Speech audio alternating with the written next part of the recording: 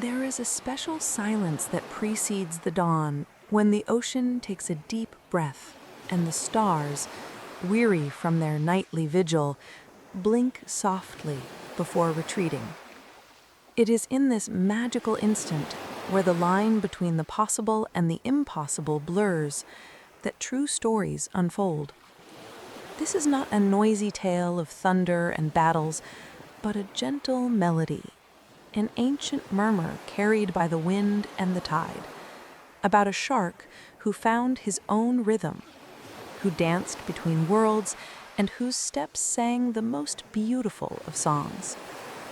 This is the legend of Tralalero Tralala, the shark who walks the world in his blue sneakers. A story of small discoveries, of quiet courage, and of the music that resides, persistent and true, within even the most unexpected of creatures.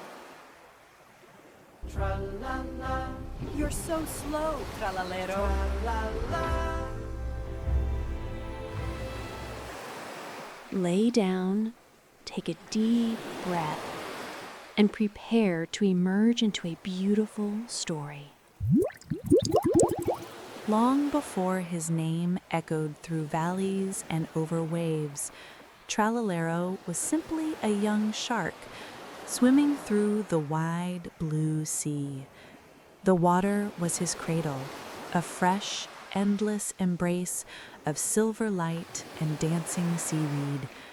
His shark brothers and sisters moved with a fierce agility, their sleek, muscular bodies cutting through the currents like polished blades. They were natural predators, made for speed, for the hunt, for the dominion of the deep. But Tralalero was different. He was not the fastest in electrifying chases, nor the most imposing in territorial confrontations. Though his teeth were sharp, like any others, and his tail powerful for propulsion, he often slowed down, not out of weakness, but out of an innate curiosity, a fascination with small wonders, the way sunlight broke into 1,000 prisms as it pierced the surface, the delicacy of a school of silver fish moving as a single creature, the texture of coral-covered rocks. He loved the rich silence of underwater life. He loved the soft hum of the deep currents, a constant murmur that seemed to converse with the abyss, the distant crackle of stones rolling on the seabed, the silent orchestra of nocturnal creatures hiding during the day, and the hypnotic rhythm of bubbles slowly rising to the surface, like tiny air souls ascending. Sometimes, as he drifted, he would let sounds escape his mouth in a soft, almost imperceptible tune, tra-la-la, tra-la-la. It was a simple song, devoid of any menace or ferocity, just the echo of a heart that longed for something gentle and harmonious in a world that was in constant, merciless haste. The other young sharks teased him for this peculiarity. "Sharks don't sing," they would laugh, darting past him like gray arrows, their mouths opening in grimaces that revealed rows of teeth. "Sharks bite, sharks chase, sharks roar. Singing is for foolish whales or surface birds." They saw him as an anomaly, a shark who refused to embrace his true nature. The pressure to conform was immense, but Tralalero could not stop the melody from bubbling up in his chest when joy filled him. And so he swam slower and hummed softer, until his song became a secret, audible only to the sea and to himself. It was a melody that could not be silenced, only disguised. One day, while wandering near the edge of the coral reef, a vibrant labyrinth of life and color, Tralalero met a most curious neighbor, Trippy Troppy, the catfish with 1,000 colors flickering across his whiskers. Trippy Troppy was eccentricity itself in fish form. He moved in unpredictable zigzags, his whiskers not just sensors, but iridescent tentacles that pulsed with shades of coral, amber, turquoise, and violet, painting ripples of color in the water wherever he went. "Why do you swim so slowly, little shark?"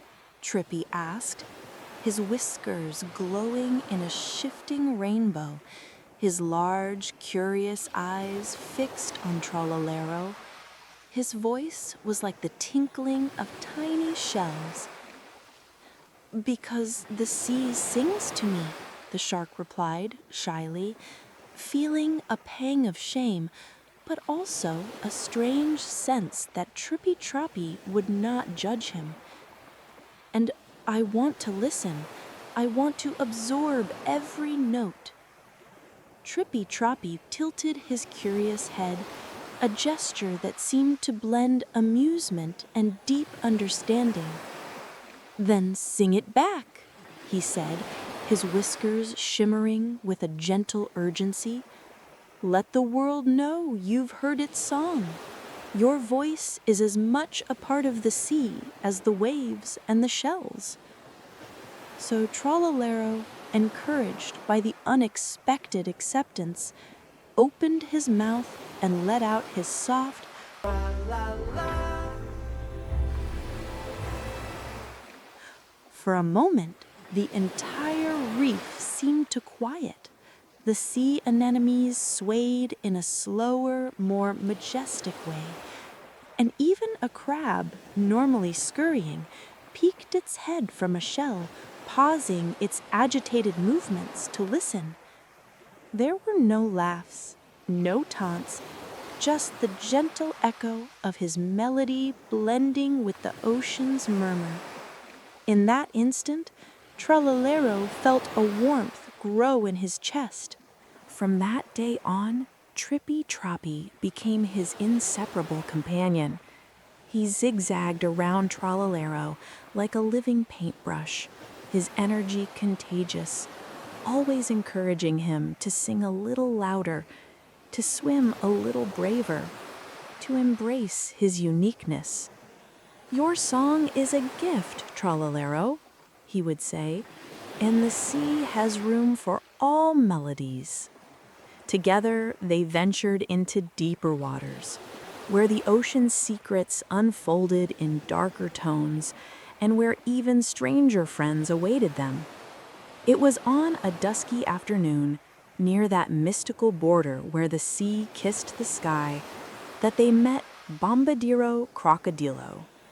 Bombadiro was not a sea creature, nor entirely a land creature, but rather a majestic flying machine with steel jaws and wide wings that spanned meters.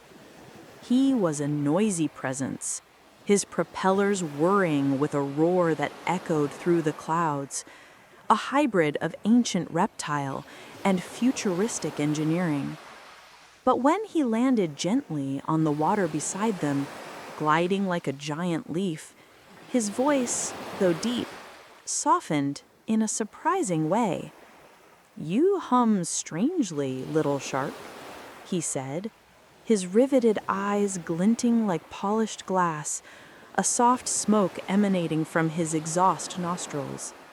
"Your song reminds me of the sound of my engines when they settle into calm flight, a whisper of power at rest." He, the noisy giant, found a resonance in Tralalero's quiet melody. And so Bombadiro too listened. Though he was loud and strong, a force of nature and technology, he found comfort in Tralalero's simple tune. He saw the soul behind the sound, the search for something more. He became an anchor of strength for Tralalero, a voice of practical wisdom. Still, the little shark felt something was missing. The sea was vast, his friends were kind and understanding, but he longed for something that could carry him beyond swimming, something that could help him walk where no shark had ever walked, to follow melodies that he only glimpsed, faintly, coming from the dry land he could only observe from afar, an insurmountable barrier. The land called to him, a distant promise of new textures, new sounds, new songs. It was on a quiet morning when dawn painted the horizon in pale rose and liquid gold that Tralalero found what would change his destiny. While patrolling the shallow waters near the shore, an unusual sight floated on the tide. It was not fish, not seaweed, not shell. They were two strange objects, soft, of vibrant blue, and shaped like nothing he had ever seen before. They had laces like delicate sea plants, soles as white as the purest sea foam, and a faint, almost imperceptible smell of damp earth and an adventure that awaited. Shoes, sneakers, left behind by someone unknown, carried gently by the tide, now waiting as if the sea itself had chosen them for him. Trippy Troppy, the colorful catfish, nudged them curiously with one of his whiskers, emitting little squeaks of excitement. Bombadiro circled above, his wings hovering, his engines humming in a tone of questioning and admiration. And the little shark, with trembling fins and an overwhelming curious heart, slid his body close and, with an effort that felt monumental, slipped each pectoral fin inside the blue objects. The sneakers fit perfectly, as though they had been custom-made, waiting for him all along. They were a deep blue, almost like the distant ocean, but with a hint of a sky he had not yet explored. He took one shaky step on the wet sand, then another. The world did not laugh. The sea did not turn away. Instead, the waves whispered, "Tralalero, tralala," as though echoing his first song back to him, a silent blessing from the realm he was about to transcend. And so began the journey of the shark who wore sneakers, the one who would walk where others only swam, and sing where others only bit. The sea had given Tralalero his strength, but the sneakers had given him a dream. Still, dreams are never easy to follow, especially when they require one to learn to walk in a world where one was born to swim. As Tralalero dreams of new possibilities, remember to subscribe to our channel and tap that like button if you're enjoying his journey. Now, it's time to gently close your eyes, take a deep breath, and imagine your own wonderful future just like Tralalero Tralala. At first, the sneakers felt heavy, like two tiny anchors attached to his fins. Each time he put them on and tried to venture out of the water, the land world seemed too strange, too loud, too bright. The sand, which looked so inviting from the water, was rough and unstable under his sneakers. He would stumble and fall, his fins scraping, leaving small marks in the sand that looked nothing like the proud, confident trails of other land creatures. The dry air, once a promise, now seemed to constrict his gills, making breathing an effort. The sun, which painted such beautiful colors on the sea's surface, now felt like an unforgiving observer, burning his damp skin. Sometimes Trallalero thought of returning to the deep ocean, where everything was familiar, where his body moved with innate grace, where every current was a known melody.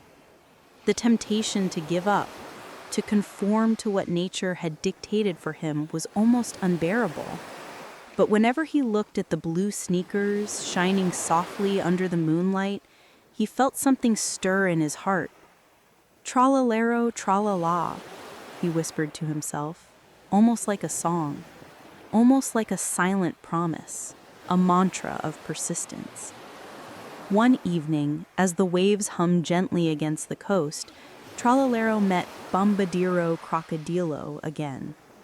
The crocodile plane landed with a soft hiss, his massive body, part machine, part ancient reptile, exuding an aura of wisdom that only ancient rivers and limitless skies could grant. Bombadiro was a being of duality, and perhaps that's why he understood Trallalero's struggle. "Little shark," Bombadiro said, his voice a deep growl mixed with the soft hum of his engines. "I see you stumble, but I also see you rise again. The sneakers are not just shoes. They are a path. And a path, however uncertain it may feel, is meant to be walked. Walk, even if it feels like the ground will disappear beneath your feet." Trallalero listened quietly, absorbing the words. He admired the calm voice and imposing presence of the crocodile plane. "Do you think I truly belong in them?" he asked, his voice just a whisper of doubt and hope.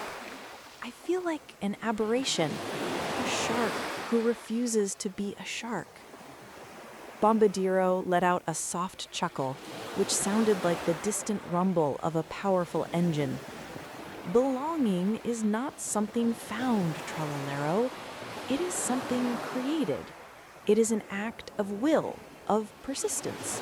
Step by step, even the smallest fin can learn to dance on land." He then shared the story of how he himself, one day, felt torn between the river and the sky, and how, through many trials and failures, he learned to pilot his modified body, to fly without forgetting his reptilian roots. "Your strength is in your duality, not in your uniformity," Bombadiro concluded. Inspired, Trallalero practiced every night. He tried to stand still under the stars, letting the rhythm of the waves guide his steps. Slowly he learned how to place one sneaker before the other, not rushing, not forcing, just flowing, as the sea had taught him to do with the currents. He learned to balance, to feel the ground, to use his tail not for propulsion, but for counterbalance. But even with all the patience and persistence, there were nights of deep doubt. His fins ached, his sneakers grew wet and heavy with sand, and his heart felt heavy as a stone at the bottom of the ocean. It was during one of these moments that Ballerina Cappuccina appeared. She did not arrive as a kami, but as an apparition, her delicate, translucent figure emerging from the wave's foam, moving with a grace that made the sand itself seem to swirl around her in soft spirals. Her eyes were made of pearls, and her iridescent body reflected the moonlight in 1,000 pastel shades. She was the personification of lightness. "Why do you frown so deeply, little shark?" she asked, twirling gently, her movement almost a visual melody. Her voice was like the tinkling of glass shells. "I fear I will never learn," Trallalero admitted, feeling a shame he couldn't hide. "I am too heavy, too clumsy. I am a shark, not a dancer." Cappuccini smiled, her smile soft as the night breeze that kissed the shore. "Every dance begins with hesitation, with uncertain steps and falls. But when you dance, you do not ask if the world approves. You simply let the music inside you move. Your soul, Trallalero, already knows how to dance. Your feet just need to learn to follow." She took a delicate step, then another, her movements so fluid they seemed to defy gravity. Tralalero, wobbling, tried to follow her. He stumbled, fell again, feeling the sand between his scales. But then he laughed, and in that laughter, lightness returned. The sneakers felt lighter, and the burden in his heart lessened. Cappuccini herself laughed with him, a crystalline sound that mingled with the murmur of the waves. From that night on, Tralalero walked not only to move forward, but also to sing with his steps. Each footprint on the shore whispered, "Tralalero, tralala." He was no longer just a shark of the ocean, nor just a clumsy creature on land. He was becoming something new, something the world had never seen before. The shark who walked in sneakers, guided by his own rhythm, his own inner melody. And though his path was still long and full of challenges, Tralalero felt the first true spark of who he was meant to be. And so the night deepened, carrying him gently into the next chapter of his journey. Tralalero walked along the moonlit shore, the waves whispering at his fins. The sneakers made soft sounds on the sand. Tralalero, tralala, like a lullaby the night itself was humming. Yet inside, he still felt heavy, unsure if he truly belonged in this strange new way of living. Duality, though now better understood, was still a burden. One evening, Bombadiro Crocodilo returned, not with a gentle landing, but with a majestic roar that echoed through the coastal rocks.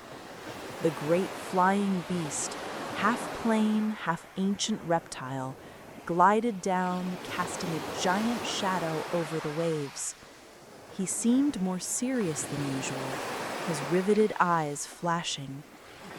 "Still wobbling, little shark?" Bombadiro teased, his voice a deep growl mixed with the more powerful hum of his engines, as if he were ready for a long flight. "I don't know if I can ever be steady," whispered Tralalero, feeling discouragement weigh him down. "The sand is a challenge, the rocks are even worse, and the grass seems to trip me." Bombadiro lowered his wings, his jaws parting slightly in a gesture of contemplation, and bent closer, his breath metallic and warm. "Then you must face the rocks, Tralalero. Only by walking where the earth is hardest will you learn the true strength of your steps. And after the rocks, the forests, and then the swamps. Every terrain is a teacher, every stumble a lesson." So Tralalero followed him. Together they crossed jagged stones, sharp edges glistening with sea salt. Tralalero's fins, once so agile in the water, were now clumsy. He stumbled, scraped, and fell repeatedly. But Bombadiro circled above, roaring encouragement, his voice resonating like a tribal drum. Each stumble echoed louder, "Tralalero, tralala." And slowly, step by step, Tralalero felt the rhythm of the shoes grow steadier, more conscious. His muscles learned to adapt, his mind to anticipate the terrain. However, there remained a certain lack of grace in his movements, a heaviness that weighed him down. That is when ballerina Cappuccina appeared, delicate as a dream, her iridescent figure dancing in the sea foam, spinning in graceful arcs, her form glowing faintly like starlight caught in motion. She was the personification of lightness, of pure movement, You walk like a storm, but you forget the dance, she said softly, her steps barely touching the ground, leaving only a shimmering mist. Brute force is necessary, Tralalero, but the soul of walking is the melody that accompanies it. I'm no dancer. I'm just a shark with sneakers, Tralalero sighed, feeling even clumsier beside her. My strength is in the water, not in lightness. Every step is already a dance, she whispered, gliding towards him, her pearl eyes conveying an ancient wisdom. It's not about being light, but about finding your own ballet. Ballerina Cappuccina began to move, twirling beside him, her laughter echoing like silver bells. Tralalero tried to follow. At first, he stumbled again, crashing into the sand with a thud. But each time, she lifted him back up with a gentle, non-judgmental smile. Listen to the rhythm of your name, she said, her voice almost a melody. It's not Tralalero and Tralala separately, but the harmony of both. It's your song, your essence. And as he walked, he heard it. Tralalero, tralala. Not just the sound of sneakers, but the melody of his very being, the beat of his heart combined with the rhythm of his steps, the dance of his soul. That night, under the twinkling stars, he danced clumsily yet joyfully, while Bombadiro soared above, a noisy guardian, and Cappuccina twirled beside him, a muse of lightness. For the first time, the shark felt not only like he could walk, but like he could belong. Still, deep in his heart, a quiet question lingered, a persistent whisper from the depths. Would the sea ever accept the shark who now walked on land? Further along his journey, Tralalero and his companions arrived at a cozy fishing village nestled in a sheltered bay. The wooden houses, weathered by salt and sun, were scattered along the coast, and the smell of fresh fish, seaweed, and bonfire smoke hung in the air. The villagers were rough sailors and workers, accustomed to the whims of the sea, but completely unaware of a shark in sneakers. When Tralalero hesitantly stepped onto the village beach, the initial reactions were of panic. Children screamed, older fishermen grabbed harpoons and nets, seeing him as an aberration, a threat from the depths, desecrating their land. Bombadiro roared in his defense, and Trippy-Troppy swam furiously in the water, flashing his lights. It was then that a figure emerged from the crowd, Ilara, the old weaver. Her hair was white as sea foam, and her eyes, blue as the deep ocean, carried the wisdom of many tides. She raised a wrinkled hand, silencing the crowd. "What is this creature that walks between two worlds?" she asked, her voice surprisingly strong, her eyes fixed on Tralalero's sneakers. "A spirit of the sea that has been touched by the land?" Tralalero, trembling, tried to explain with his soft tralala, while Trippy-Troppy translated in bubbles and colors. Bombadiro, perched nearby, explained in his mechanical growl about Tralalero's quest. Ilara listened patiently. To belong to both worlds, you must learn the language of both. The land has its own rhythms, its own songs. You must listen to them, Tralalero, and let them blend with your sea song. Ilara told Tralalero about the Song of Dryland, an ancient melody that the wind and trees sang. The rustling of leaves, the murmur of streams, the heartbeat of the earth itself. She taught him to tread softly, to hear the subterranean echo, to feel the vibration of life springing from the soil.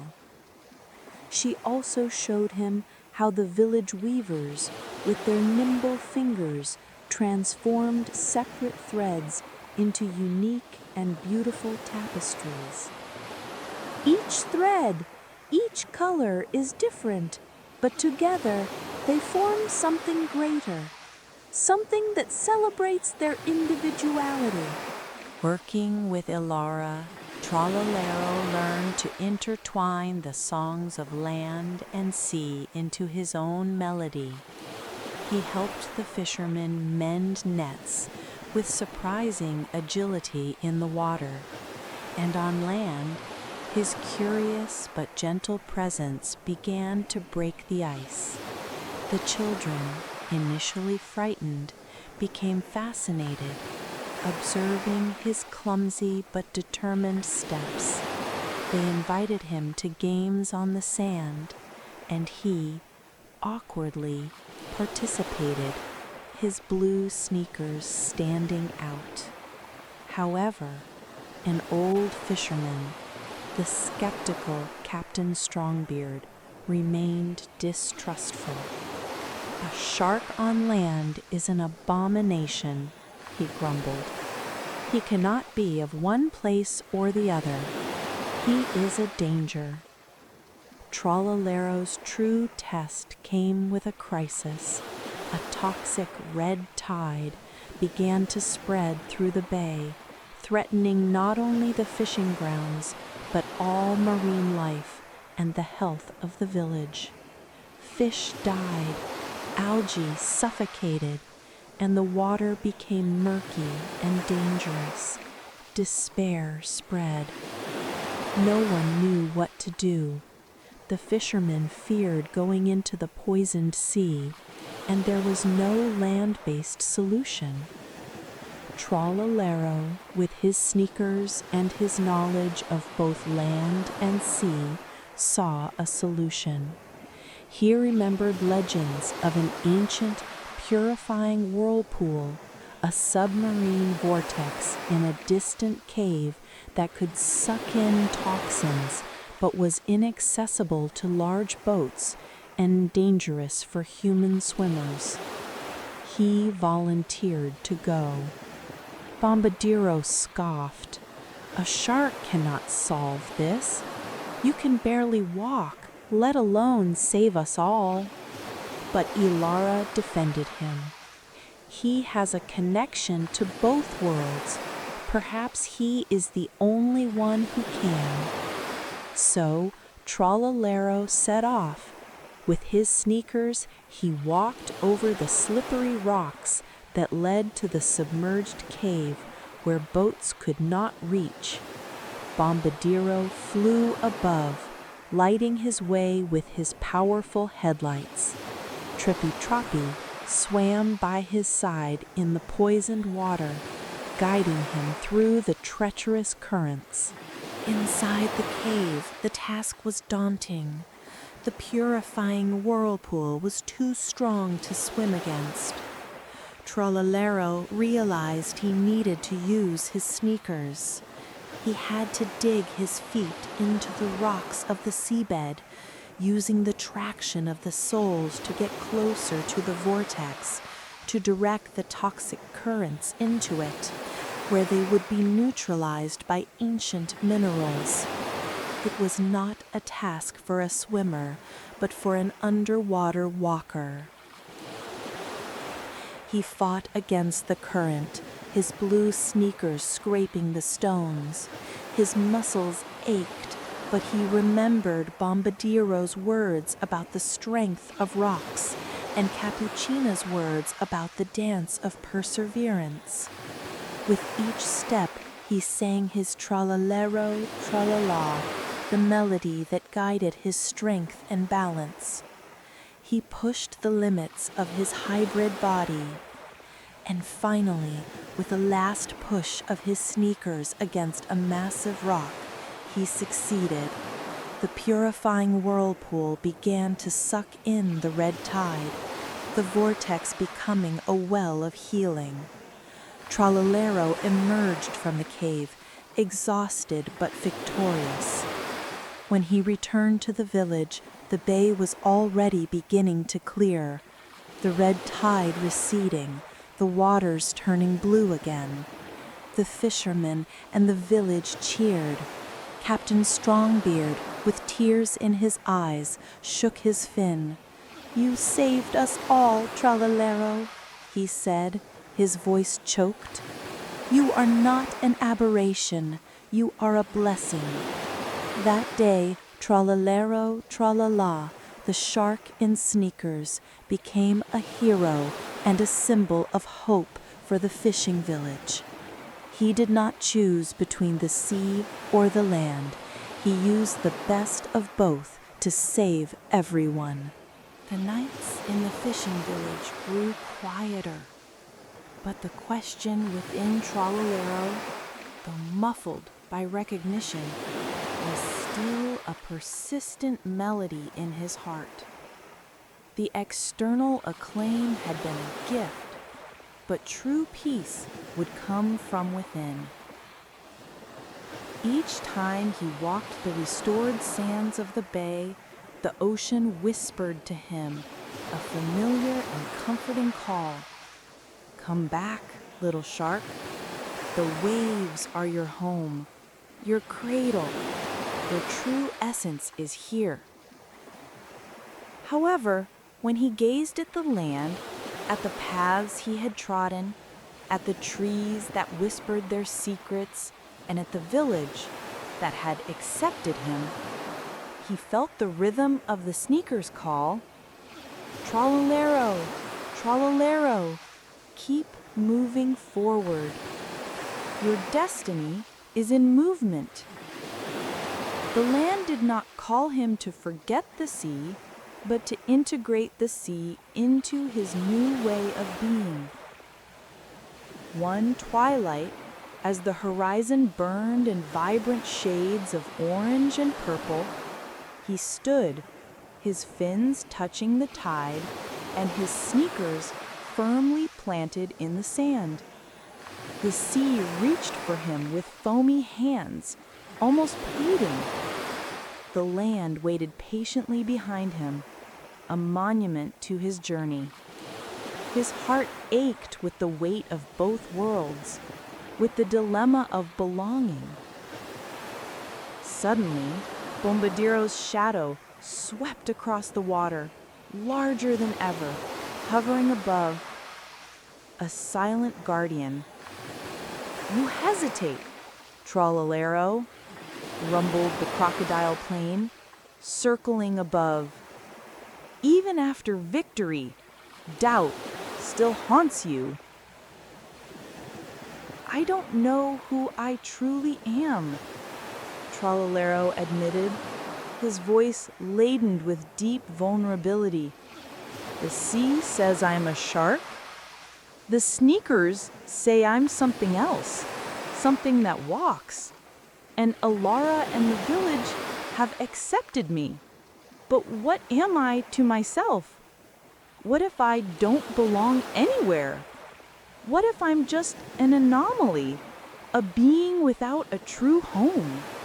Bombadiro let out a booming laugh that echoed like distant thunder, not of mockery, but of deep understanding. "Belonging is not something given, Tralalero. It is something built with every step, with every choice. You don't fit into the world. You shape it with your steps, with your song. You are what you choose to be, and that is the truest belonging. With that, Bombadiro soared into the night sky, his lights blinking like shooting stars, leaving the shark alone with his thoughts, with the urgency to find his own answer. Moments later, Cappuccina appeared again, gliding gracefully between waves and sand, her movements a silent ballet. She spun in a circle, her laughter sounding like crystal bells, light and comforting. "Don't you see, Tralalero?" she said softly, her pearl eyes fixed on him with loving clarity. "The sea is in your blood, in every scale, in every beat of your heart. The sneakers are on your feet, in every step, in every rhythm you create. You are both. You are more than the sum of your parts. You are the harmony that arises when the sea and the land meet." Her words sank into him like a lullaby, quiet and deep. He closed his eyes, listening to the two voices within him, the rush of the tide pulling and pushing, the soft patter of his steps on the sand. Slowly, the two rhythms blended, not in conflict, but in a perfect dance. Tralalero, tralala. When he opened his eyes, the stars were reflecting on the water, and he realized something new and profound. He didn't need to choose. He could return to the sea, swim with the grace of a shark, and yet walk the shores as the shark in sneakers. His name was no longer a question. It was a song. It was the proof of his unique identity, the melody of his hybrid existence. That night, as the waves kissed the sand and the moon rose high, Tralalero Tralala finally smiled, for he understood. His sneakers did not take him away from the sea. They carried the sea with him everywhere he went, a living bridge between two worlds. He was the walking tide, the swimming soil.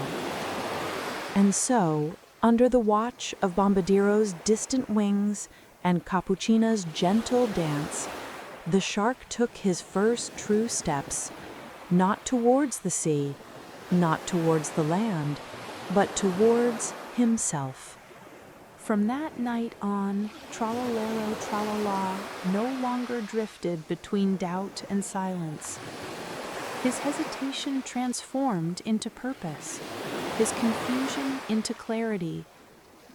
He began to wander, not restlessly, but calmly, with sneakers that tapped the rhythm of his own heart, a constant and comforting melody.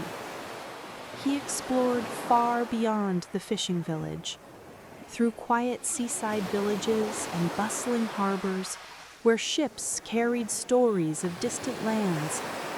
Children would stop their play to listen to the singular sound of his steps, a soft murmur that seemed to calm the day's agitation. Through deep forests where sunlight filtered in golden rays, and over hills that shimmered with morning dew, the sound of his steps would echo softly, like a lullaby written in the earth itself. He encountered forest creatures who had never seen a shark, and they, curious, approached, drawn by the gentleness of his melody. Sometimes he returned to the sea, gracefully slicing through the deep waters, feeling the familiarity of the ocean embrace him. Other times he walked, his blue sneakers leaving prints in the sand, only to have the waves lovingly erase them, as though the sea wanted to keep his secret safe, a promise between them. Wherever he went, he carried both homes within him, the shimmering of water and the warmth of solid ground. They were no longer two separate entities, but intrinsic parts of who he was. Word of him spread, but not as a shouted or forced story. It traveled gently, like mist carried on morning breezes. They whispered of a shark who walked the earth with shoes, whose steps sang a melody, tralalero, tralala, a sound that, they said, calmed internal storms, eased sleepless hearts, and reminded the tired that it was all right to simply rest, to find their own peace. Legends began to emerge of how Tralalero had guided lost boats in the fog with the sound of his sneakers, of how he had calmed frightened wild animals, of how his song had inspired fishermen's shanties and campfire tales. Bombadiro, when passing above the villages, his gigantic wings moving the air, would sometimes spot Tralalero's prints glowing faintly under the moonlight. He would rumble with satisfaction, knowing the shark had built his own belonging, forged his own destiny. Bombadiro, who was also a being of two worlds, felt a deep connection and pride for his friend. Cappuccina, with her ribbon tail spinning in the wind, her pearls shimmering, would occasionally join him in the dusk. The two danced together, one with measured steps, one with ethereal flight, weaving their sounds and movements into the night sky, a ballet of earth and air, of water and light. Their friendships, built on acceptance and encouragement, were the foundation of his journey. And so, Tralalero became more than a shark, more than a wanderer. He became a living song, a song without urgency, without demand, carried gently in sneakers across the fabric of the world. His life was no longer a question to be answered, but an answer in itself, one that whispered, "You don't have to be only one thing. You can belong in 2 places or 1,000 and still be whole. Your identity is fluid, your essence complete." And if tonight you find yourself listening closely, in the hush between your own breaths, you might just hear it, the soft rhythm of sneakers on sand, a melody that lingers like a cradle song. Tralalero, tralala, and perhaps as you let go of this day and drift into the tender quiet of dreams, his song will walk with you too, carrying you gently into sleep, reminding you of your own inner music, of your own unique journey.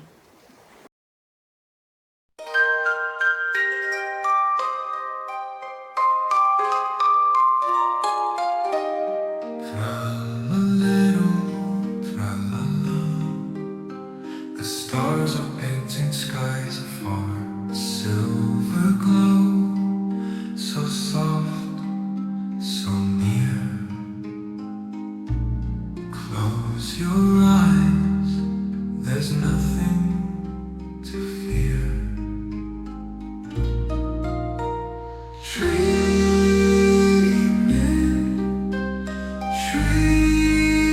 Dreaming, oh so bright, the moon will hold you through the night.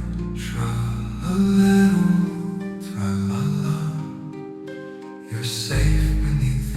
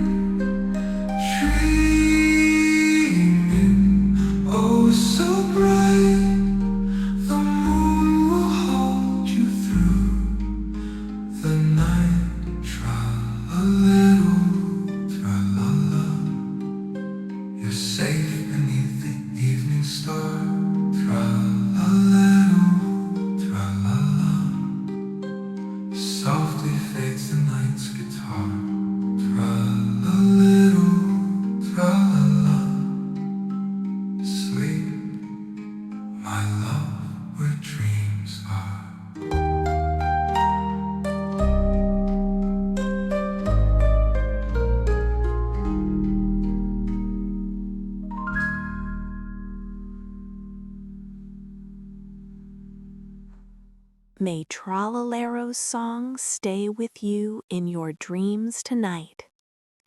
If you found peace in his journey, please show your love with a like and subscribe to our channel. Sweet dreams, dear friend.